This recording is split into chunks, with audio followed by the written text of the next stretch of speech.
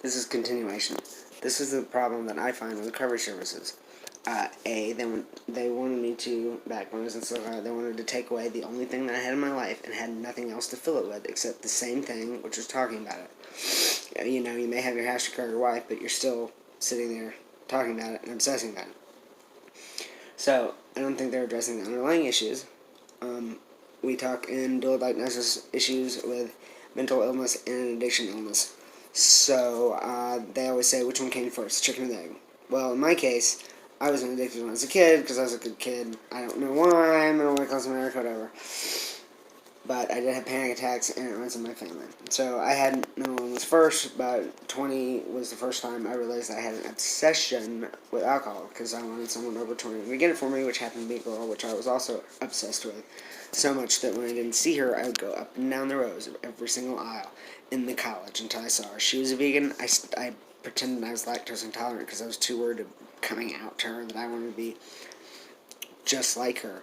And that's one of the possibilities that as a female I could have been a lesbian because sometimes like speaks the like.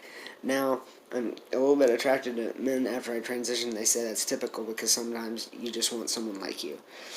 But I want to, I like emulate someone, and I always say you gotta duck because I'm gonna follow you around. If you run off the bridge, I will do it. I'm the guy that say go in there and do that. That's one of the reasons that I go in and I have gone in and out of jail this last year. Not that it wasn't me. It was all me, and I take full responsibility for that. I chose the people that I followed. I followed church people before I was a kid. Followed people that did live action vampire. I didn't care about that shit, but I was just into the scene or whatever, so I just stood there and looked like an idiot. Anyway, we're idiots when we're kids, but I'm an idiot when I'm older because I haven't figured this stuff out. When I had a degree in psychology and I've learned these things, but my mind got befuddled by the drugs, so I twisted it.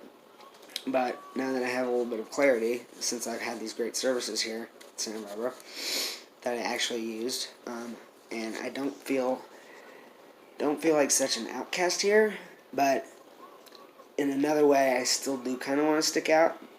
So that's why sometimes I throw the trans thing out there all of a sudden, like it's a shocker. One of it could be a diversionary tactic. Be like, oh, we're in an argument. I would just throw this out here so we're talking about something completely different. You're mad at me about something. Hey, I'm trans, which has nothing to do with conversation, but it is shocking. I mean, it's shocking to me that maybe I don't know. Anyway, so speaking of transition, I was with a wife for 10 years, and transition happened and addiction happened at the same time. And and divorce. Divorce, addiction, transition. And I don't really know why all these things happen. I understand if you're a woman married to a woman, and all of a sudden becomes a man, and you're not in a man, that you don't want that anymore. But she was there with me through that, and left in the end because she didn't want to see me hurt. Not even me hurt myself, but she wanted to protect herself. Because her favorite quote is, put on your own oxygen mask first. And I won't, because I've had so little self-esteem because I felt like I was never listened to. Because if I wrecked the car, I'd get nothing. If I didn't give the cats mashed potatoes, I'd get nothing. It's like, or I'd get in trouble for that. It's like, I don't know when you're going to freak out about tiny stuff and be cool about big stuff, so I don't know. Anyway, so just like me, black or white, I like to stick out and I like to blend in, but now it's hard for me to blend in so much as you go through the aging process, but I mean, there's still ways. Being loud about legal things on the street is something that I've seen people do, which is weird. And this is completely off topic, but I think these are subjects that need to be addressed. People have such different opinions on the situation of homelessness in different towns. Like, pretty much in my hometown, homelessness is a pretty bad situation. There are no female halfway houses. They're all 12-step. It's in the Bible Belt, so I mean, you can understand that anyway. But out here, I've heard people like, oh, down by the tracks, they'll slit your throat, and if I went to jail, I'd get beat up here in jail. I get people surrounding me. I want to ask questions, but I mean, it's possible. But some people, oh, it's hard to be homeless here. It's easy to be homeless here, or you can't sleep anywhere homeless. Wow, you can sleep tons of places homeless here. I couldn't like sit somewhere in Huntsville without it being. But I mean, it's a small southern town. I mean, well, it's not that small,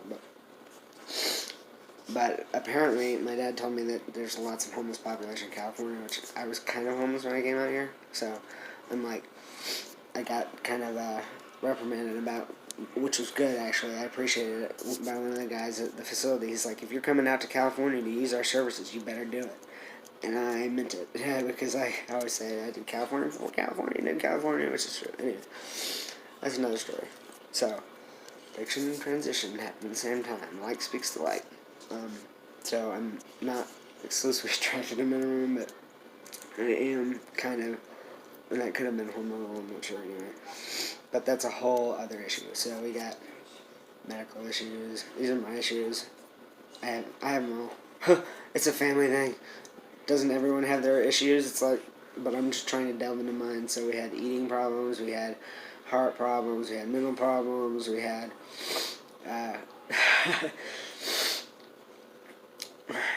I'm sorry, I can't focus right now. I will make a list and make it better, but thank you, Santa Barbara. California knows how to party.